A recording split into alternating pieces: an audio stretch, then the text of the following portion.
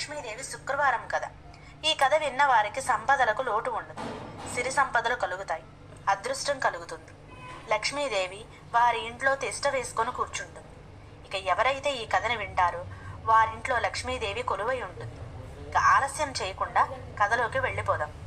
పార్వతీపురం అనే ఒక ఊరిలో ఒక వృద్ధ బ్రాహ్మణుడు ఉండేవారు. ఆయనకు 5 కొడుకులు. వారికి పెళ్లి అయి వేరుగా కాపురం ఉంటున్నారు. ఆ బ్రాహ్మణుడికి ఉన్న 5 కుమారులలో 4 మంచి పనులు కలిగి ఆ పనులు చేసుకుంటూ 4 కుమారులు, కోడళ్ళు, పిల్లా పాపలు సంతోషంగా ఉన్నారు.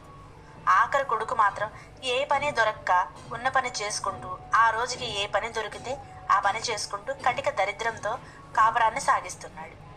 వారికి ఇంకా పిల్లలు కూడా లేరు.